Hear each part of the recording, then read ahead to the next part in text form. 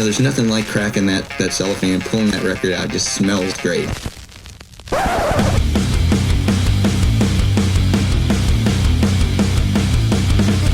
Welcome to BODS Mayhem Hour. Non-stop hardcore energy. I love the show, guys. You're awesome. Unlike any other. With your host, John the Bod, a.k.a. the Bod Father. Man, this stuff rocks. Hey, I'm Ed from Devil Sword of Soul, and you're listening to BODS Mayhem Hour. The views and opinions of the guests do not necessarily reflect the views and opinions of BODS Mayhem Radio Network, its staff, affiliates, or sponsors. Parental discretion is advised. Welcome to BODS Mayhem Radio Network. Hey everybody, welcome to BODS Mayhem Hour. I'm your host, John the Bod, aka the Bod Father. As always, I bring you guys and gals awesome interviews. Today, it's an honor and a huge privilege to welcome Ed Gibbs, vocalist of Devil Sold His Soul. Devil Sold His Soul has released their single and video for Burden off their new album, Loss, and it's coming out April 9th. And this is their first release under the wings of Nuclear Blast Records. You also want to check out their first single, Beyond Reach, and second single, The Narcissist. Also, this is the first album that they have released with two vocalists on this album. So we're going to be talking to Ed about all this stuff. So, man, how have you been doing, and how excited are you to hopefully get back out on the road and do some touring soon? Hey, yeah, thanks for having me. Oh, man, really excited. I don't know when that's going to be. Obviously, everything's a bit kind of... Who knows? Especially, I mean, in this country, everything's completely locked down at the moment. So who knows when that stuff's going to be happening? Yeah, it looks like over here in the States, some states are slowly opening up. But I just don't want everybody to put the horse in front of the cart, so to speak, before it all happens. Because who knows, man, we could have a huge setback on this again. Yeah, and I think there's going to be a really interesting thing that happens when gigs. Not interesting, there's going to be like bad side effects, I think, in the sense that, I mean, in this country specifically, because everyone's kind of been locked down and social distancing and not really being able to do any socializing and leaving your house and stuff. Man. Some people are going to rush out into these big social situations when they're back. And I think there's going to be all sorts of sort of mental health issues happening when people go into big groups of people. I think you find some people having anxiety and panic attacks, I reckon. Oh, yeah, for sure. For sure. Yeah. I hope people are sort of careful. Yeah, and that's even happening over here. So how bad is it over there right now? I mean, are they even opening up at all, just a little, or is it still just locked down completely? So we've at the end of, well, not the end of, but we're sort of coming towards the beginning of starting to end it here, I think, for the time being at least anyway. So obviously vaccines being rolled out and all that kind of stuff, but we've all been locked down essentially since the start of January. But I think in the next week or so, people are going to be able to start meeting outdoors. So that's something at least. But like you said, though, it's going to be a huge mental thing for folks because people are still going to be scared of getting out. Yeah, I mean, I think a lot of people won't even realize that they'll think that way until they're put into that situation. And I think it'll be quite scary, actually. But I mean, you got to do stuff to move forwards, I suppose. But yeah, I think there'll be some unforeseen consequences, I guess. So did you find yourself doing anything differently other than music, such as collecting or catching up on anything during this lockdown, man? Well, work's been quite heavy through it all, so I've really just had a lot of my time taken up by that. But that said, I've just, you know what, this is kind of funny, but I've really reacquainted myself with video games over the past year, because I've always loved it. And I just found myself with a shitload of time, so it just... So what games have you been playing? Recently got back into the game called Destiny, which is a kind of online shooter, which is a bit of an RPG type basis thing, like sci-fi. It's really fun. A lot of my friends play it. I have actually started playing Red Dead Redemption 2, and it's been on my console forever, and I just finally started playing it, and man, I like it. Assassin's Creed. Pretty good. Yeah, Assassin's Creed is my favorite series, though. I just got Valhalla, and I'm going to start playing it. So, what are you playing on? Are you on PlayStation or Xbox? I have Xbox for now. Nice. So, yeah, I did have a PS4, and I was like, why do I have both consoles? Yeah, unnecessary. I was like, I don't need both. Why buy the same games for both consoles? What the fuck? Yeah, I've been one of the lucky few who managed to be able to pick up a PS5 before scalpers get them. So oh, that's nice. Yeah, my little buddy, he just bought one off eBay, and I said, man, be careful. But he got it, and it works fine so far for the last couple of days. Yeah. That's good. So after A Fragile Hope came out, Devil Sold His Soul was one of the most respected underground bands in the UK. Did that take you back just a little bit once you started finding out a lot of people respected this band and especially respected your music during that time? I'll tell you what, it's really weird being in a band because you're so in it that it's really hard to get any kind of realistic understanding or gauge of how your band is interacting with people outside of your small little group. And honestly, it still blows my mind that anyone even listens to us, let alone respects us in any way, shape or form. So, I you know what, that's just something I've never been able to get my head around. We're just a really normal group of people, to be honest. So it's sort of... But it takes... I mean, I suppose it does take me aback, yeah. it takes a special sound for a band, as I should say, for people to start respecting and then just like grab onto that band. And so that's cool that you guys had that respect coming up that quick too. Yeah, I mean, I think there are some interesting things that happened. So when we started, it kind of came off the back of another band called Mahimodo, which were a UK band that was starting to do like, okay, they hadn't done like tons of stuff. They'd done like a couple of EPs and they put out, well, I suppose they put out an album towards the end of their life, but it was really a collection of all the stuff they'd done beforehand. And as that happened, they kind of disbanded because the singer wanted to move back home to the US. So as soon as that happened, a few of the guys decided they just want to carry on and start a new band, which is what we ended up being. So we had, I suppose, a little bit of a starting point, I guess, in terms of we managed to kind of step in at a place that we wouldn't be able to do if we were just completely a brand new band, I suppose. I mean, it's not like we stepped into like anything particularly massive, but it did mean that we had a few people that would instantly be interested. So yeah, and it's just like I say, it's just an interesting thing because I still don't really get my head around the idea of any of this. The fact that I'm so impressed with someone in the US is just completely mind blowing to me as well. So how's it been signing with Nuclear Blast Records? Has it been a breath of fresh air or a new chapter even for you guys to sign with the Nuclear Blast? Oh, honestly, it's been signing with Nuclear Blast has been absolutely amazing. It's been for a label of their size, it is absolutely refreshing to have the amount of support and creative nurturing from a label. They really want us to put out what we want to put out. It's not, they're not in any way trying to push us in any direction in a creative sense. They obviously will make suggestions in terms of like, you know, marketing and how we can go ahead and really put ourselves out there, I suppose, because that's the stuff we don't know. We don't know how to do that stuff, and they're the experts on that sort of thing.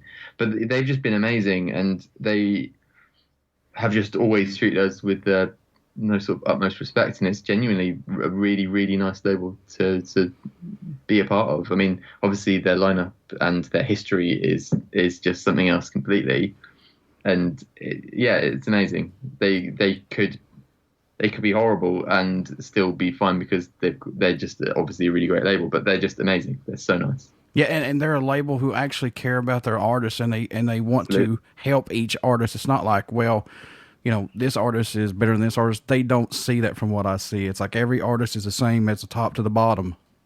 No, and put it this way, we'll be one of the, if not the smallest band on the label, and we haven't felt that in any way, shape or form we are getting less of people's time or care, I suppose. Mm-hmm. They really care. You departed the band early in 2013. Did you just need a break or just a recharge or just to say, hey, I'm slowing down for a little bit. I need a break. I think what it is when you've been doing it for 10 years and you kind of need to, because like we like I say, we're not the biggest band in the world. We're not huge.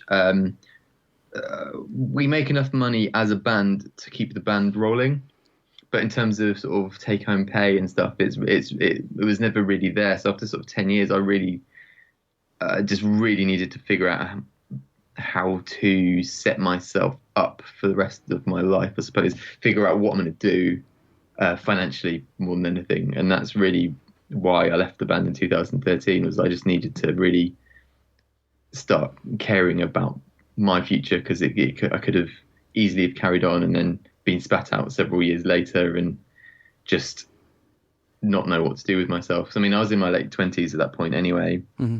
And yeah, it was really just a case of that.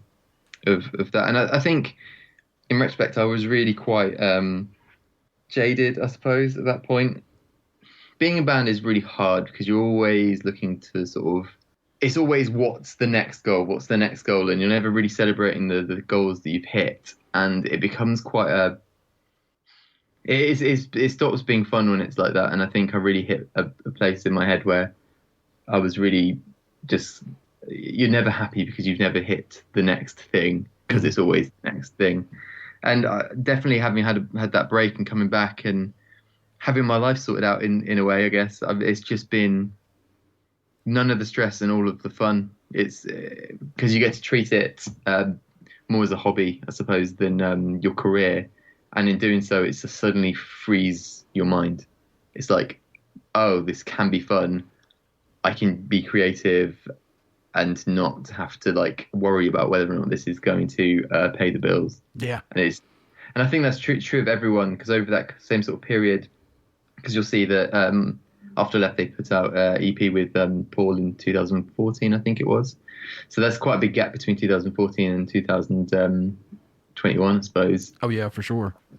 Yeah. So really, I think everyone did kind of the same thing that I did. Everyone kind of got their life into shape, I suppose, in terms of really future-proofing themselves and just getting their lives sorted out. And what that really meant was when we did these 10-year anniversary shows, when they invited me back to sing with them and Paul, just everyone felt lighter, I think. It was just really fun.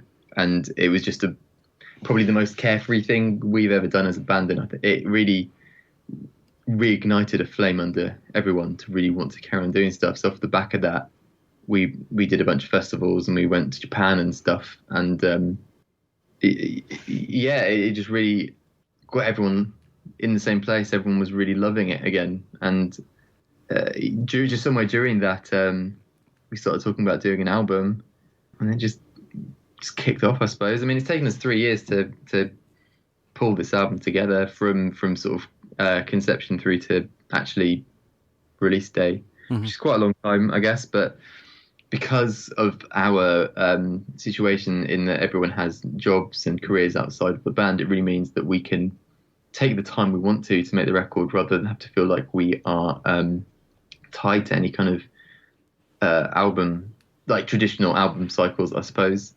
Because, I mean, at that point, I guess we'd been away for such a long time that really a year or so is not going to make or break the band, because people have already waited, and they can wait a little bit longer if that's what means making a better record means, I guess. Sure, and you had those years sitting there with all these songs. You know, you can add more to it and put out the product that you're wanting to put out and be happy with it. Yeah, and it really worked. Really worked out for us, because, I mean, we've never been a band that writes more songs than we need at the end, because we really trim the fat as we're going, and stuff never really gets through the gates, I suppose, if it's not feeling right. So when we get to the recording stage, we have exactly the amount of songs that are going on the album. We never have like extra songs that we record and go, oh no, that's not that one. We've really got it all completely figured out before we've even got into the studio. The album Lost is the first album, of course, with dual vocals with yourself and Paul on here. How did you guys work this out? And does it seem more powerful of an album with two vocalists from you guys? Well, the thing with there being two vocalists, when we decided to do it off the back of doing these 10-year shows, purely because we enjoyed it so much, it was never really a case of, when we started doing it, thinking this makes the songs better. It was really just, we're really enjoying this. It was kind of a selfish thing as a band, that it was just like, didn't necessarily have a purpose other than for us all to get together and play music and enjoy it. But interestingly, as it went on, we decided to make a few sort of specific choices where we really wanted to kind of justify it a bit more. Whereas with the old songs, we were singing single vocal songs between two of us, so just splitting up what already existed. We really wanted to make sure that actually there was kind of a purpose to it.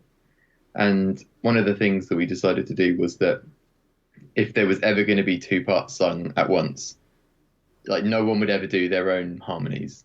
If we thought of a harmony, it had to be the person that wasn't singing doing it. And I think we probably thought more about harmonies and stuff when we were doing it, because we've always had bits and pieces in songs, but we've never really done loads of that. And it was really just trying to find ways that we can both sort of sing together, but not make it superfluous. So definitely it's not like as crazy dual vocal sort of thing as maybe like a band like Sixth, where it's like slapping back and forth constantly. But we do bring something different to the table from each other. I think we've got quite different tones of voice singing wise. And when we sing together, our voices really separate from each other, and you can hear us both singing, which I think is really nice, because when someone does their own harmonies, it becomes this big block of vocal, which is great. I really like that. But in terms of this, it really adds like a width and a depth to it that maybe wouldn't have been there if we hadn't. But the funny thing was, when I came to do these 10-year shows, I did know Paul, but it was more kind of a passing acquaintance, because he's in the Arusha Chord and we played shows with him in the past. I wouldn't say I particularly knew him that well. And just really quickly in the lead up to doing those shows, when we were working out what we were going to sing and doing practices and stuff, we both just got on really, really well. It was probably the most effortless friendship that I've ever had. We just fell into place really quickly. We both really liked each other.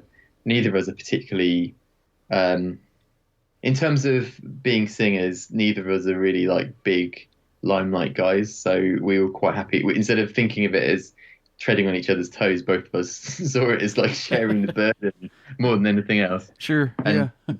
But I think our shared kind of perspective on that is really what helped us, just get it going, I suppose. And the whole process of writing it was just really, really nice. It was probably the most fun I've ever had writing an album vocally. We'd just get together at his house, and one person would be stood at a microphone, the other person would be stood at the computer to record, and we would just sing. We'd press play so our song would play, and we'd just sing over a section.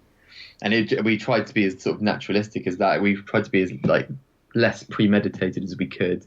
We definitely came in with some ideas each, but the vast majority of it was kind of crafted together rather than each doing sort of bits. And one of us would sing something, and it would be a case of, hey, that's good. Maybe this bit doesn't quite go somewhere, but that bit's good. And we'd take that bit out and start working on how we'd bridge these two bits together. And we'd really craft it in that kind of way, rather than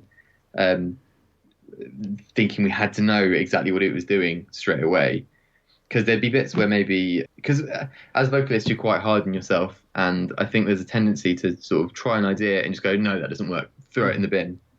Whereas when you've got another ear there, just someone else who can listen a bit more sympathetically than maybe your own cruel brain, someone would, one of us might go, actually, you know what, we don't need to bin that. There's actually something quite cool there. It's not the whole thing, but I really like the sort of interplay between these two notes over this section. We should definitely keep that.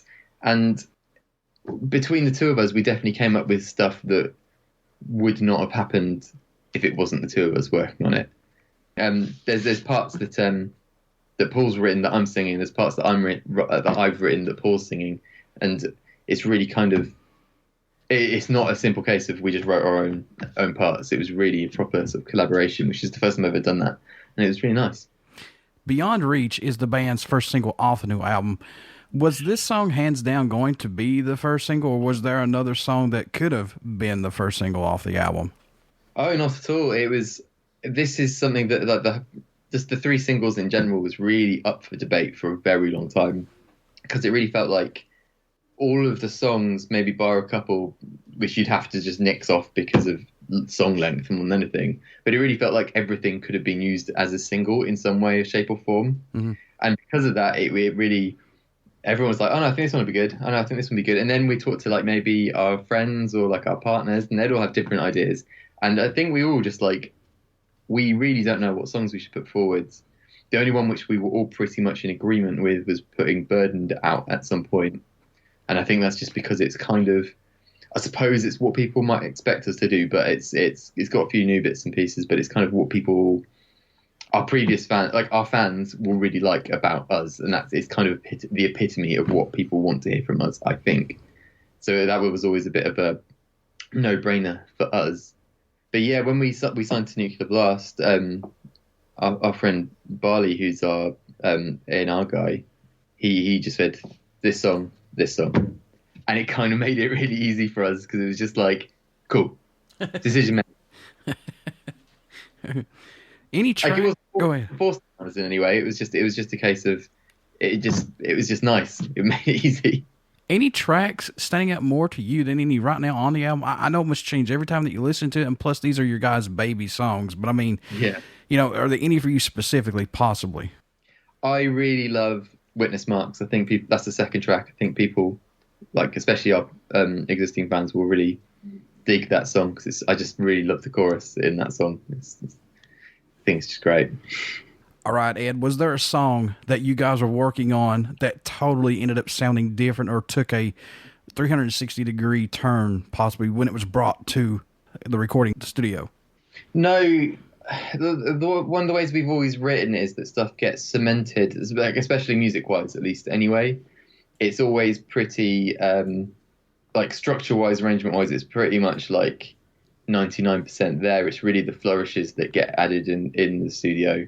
Because it's just not a way we've ever worked. And it'd be quite interesting, but I think a lot of the time when bands do that kind of, when stuff shifts quite heavily in the studio, it's because they maybe have the luxury to actually be writing in the studio, whereas we don't really have that kind of luxury time-wise. And I think also we're also the sort of people that would potentially lose our minds if we worked like that. Because I know on our first record in the studio, we were in the studio we spent months recording that record, and I don't think, I'm not saying anything bad came from it, but I think there was a lot of sidestepping rather than a lot of taking great strides forwards. And I think we learned pretty quickly that when you get into the studio, what you really want to do is just do it as quickly as possible, think as little as possible, and just enjoy it, because it's so hard to get into your head and overanalyze every little thing that's going on and make sure things need to be like 100% perfect, almost a mechanical level. And I think we've all learned that you really just want to get the vibe. The vibe is more important than anything else when you're recording. Just get that feeling on there. And you could be your own worst enemy in that recording studio. I mean, just the littlest thing could be like, oh, go do it all over again. It's like, what the fuck, man? No, let's just go. It sounds good. Yeah. I know that our two guitarists, they used to spend just insane amount of time just recording guitars, just trying to they'd be like, no, it's not perfect. No, it's not quite perfect. And honestly, when everything's on the track, it's really doesn't need to be like mechanically perfect. Because sometimes the best character in songs is kind of not necessarily the mistakes, but it's the stuff that isn't mechanically correct that is giving it its sort of feeling. Mm-hmm. And again, that's something that we've all learned as a band over the years. And same with vocals, like it doesn't need to be like the most perfect thing in the world as long as it feels like and sounds cool. You know what I mean? Now, I know you guys have been on these songs for a while, but were there any songs that didn't make this album that we could see down the road on another EP or possibly another album, maybe? Well, there's definitely ideas that didn't quite get off the starting blocks, I guess. And we always just have a big folder full of like old ideas which are usually the first port of call when we start writing the next record, or at least they are the ones when we start thinking, oh, maybe we need something, maybe we should go consult the sort of the riff bin essentially. But I'm trying to think now. I mean, the thing is, it's been such a long process that off the top of my head I can't remember a single song that we started working on that isn't on there, but I know they exist. I know that they definitely exist. I think there are a couple of the songs. Oh, that's right. There were a few songs that were completely different arrangements that we stole bits out of because they worked in a different song and the song needed like a little bit of something different. Like The Narcissist was actually two different songs that just happened to work together really nicely. And we just gutted both songs and took the best bits from each. And it was just kind of one of those odd sort of match made in heaven type thing where you're not really expecting it to work out. Kind of a Frankenstein song. Yeah, we were, because one of the things we did was early doors, we tried to write a lot outside of the practice room, sending ideas back and forth over the internet. And it was really slow going, if I'm honest. It was kind of, didn't get off the ground, actually, if I'm completely honest. We did 2 songs, which are the first 2 songs, and we recorded them, everything apart from maybe vocals and bass, at the end of 2018, I think. And that's all we had. And ideas just weren't kind of building into songs. And we just said, hey, screw this. Let's do this properly like we would have done years ago. And we just started blocking out practice rooms every weekend for however many months. And what we did was, because we all live over like completely different parts in the UK. None of us live within maybe an hour of each other. That's how far away we live from each other. So we'd have to all kind of practice in a central place. And we would just stay in a really cheap hotel. And that song was the product of trying these songs out in practice and going, oh, it just doesn't work. And then we were just sat in one of the rooms eating pizzas. And someone goes, hey, why don't we just shove those 2 bits together? And so we sort of, I think someone managed to sort of edit them together on their phone or something weird. And so, hey, that kind of works. With a few drum fills and stuff, that might go together, like sit together pretty well. And we tried it and they said, oh, well, that's cool. That's a song. The things that come out of nowhere, folks. There you go. The Frankenstein song, as I call it. There you go.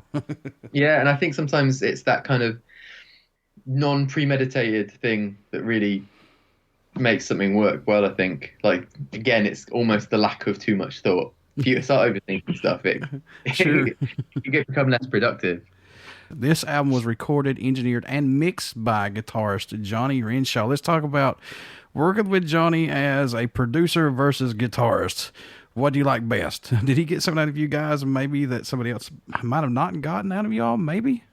What I'll tell you about Jonny is we have recorded every single one of our records bar our first EP with him. And no one gets the band better than Jonny. And there's something about singing specifically that is it's really intimate, I suppose.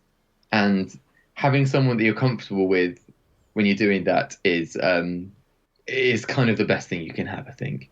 But the man is a stickler. He will not take like, oh, that's good enough for an answer. So his ears are really good and he'll tell you if it's not good enough.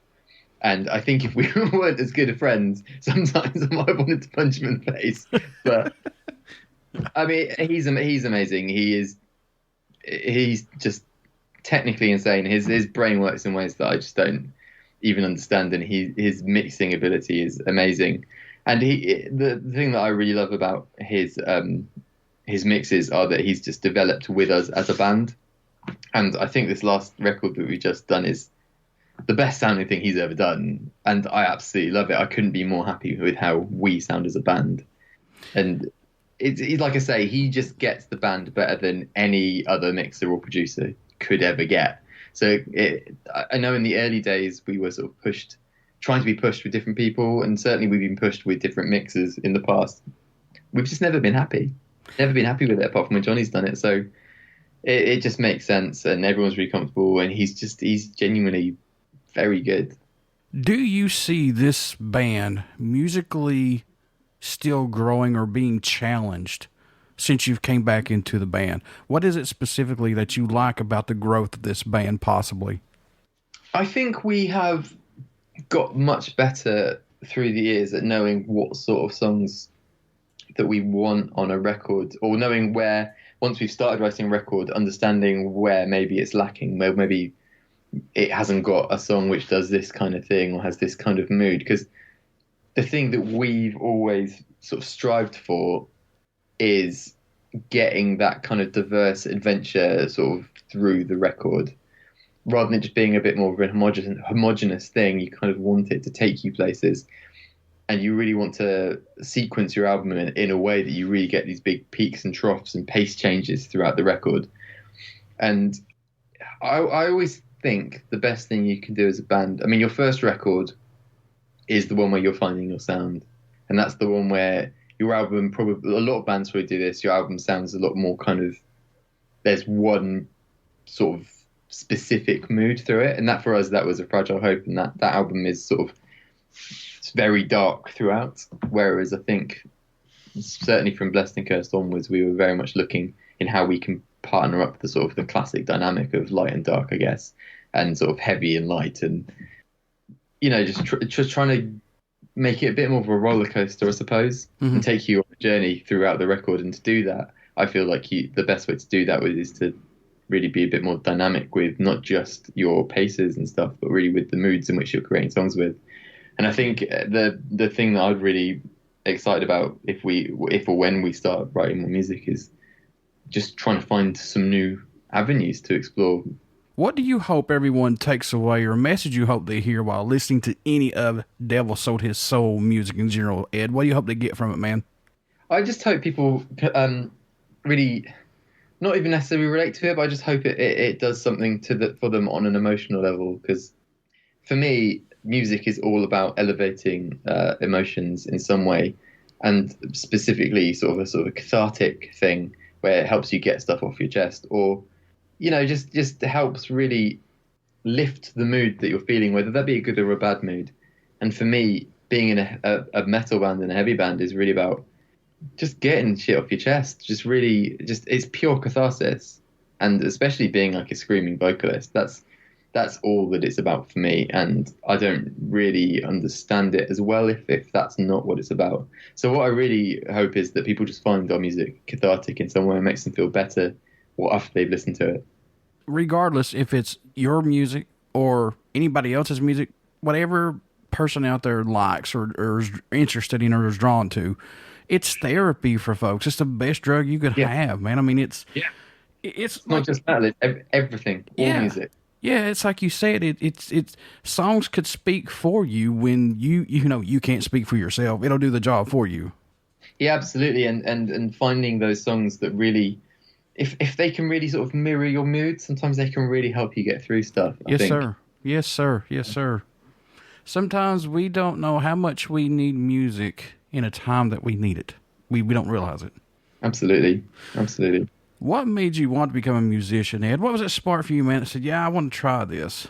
That's an interesting question. I mean, ever since I started really getting interested in music, I suppose, when maybe I was about 11 and I started playing guitar, I don't know, I think I started playing guitar, and it's all I wanted to do was be a vocalist and a guitarist, really.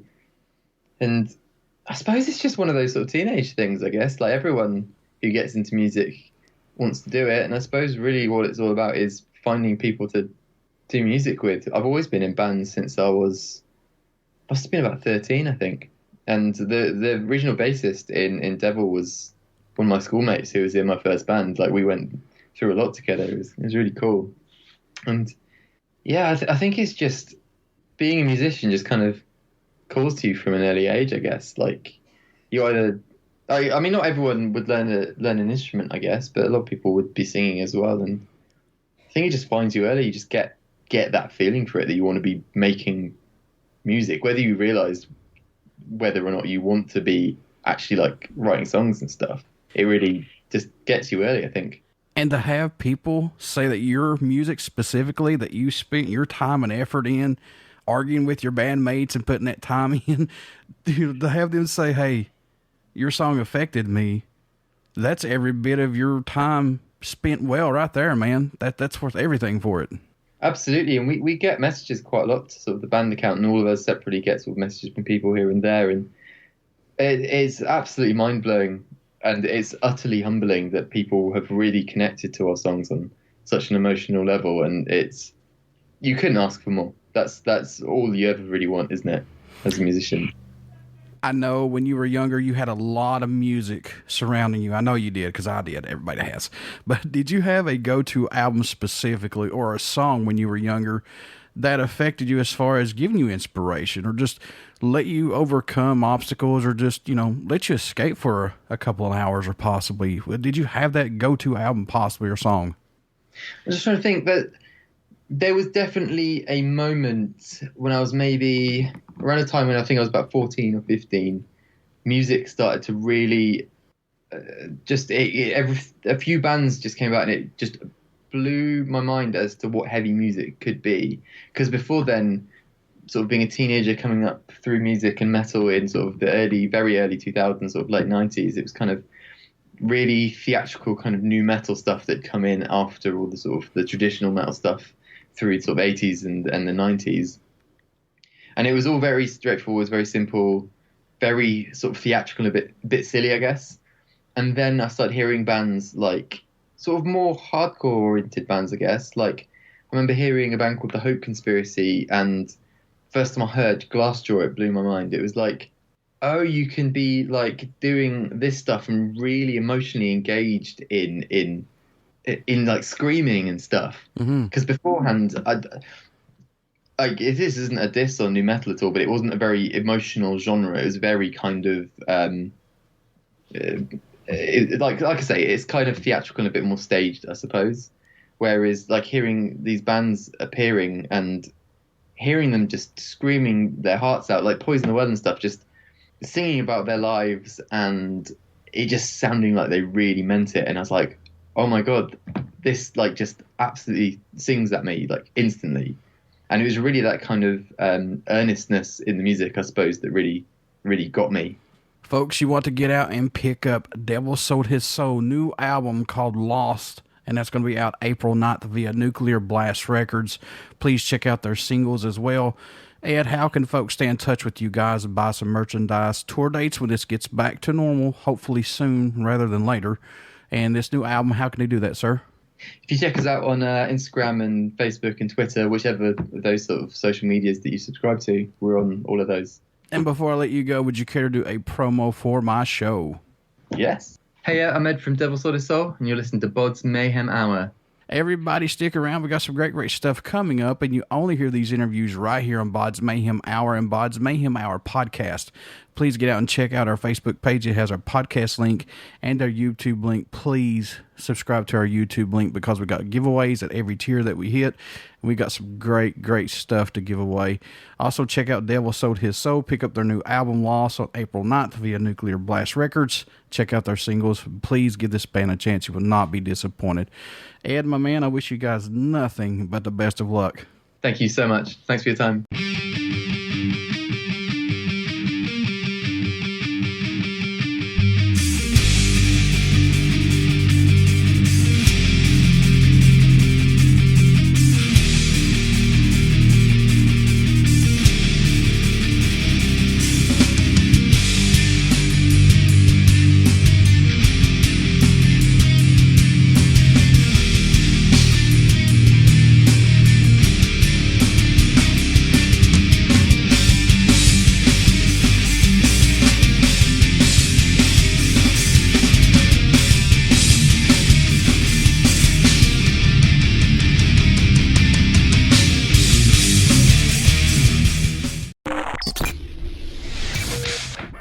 You're listening to BODS Mayhem Hour. Follow us on Facebook, Twitter, and Instagram.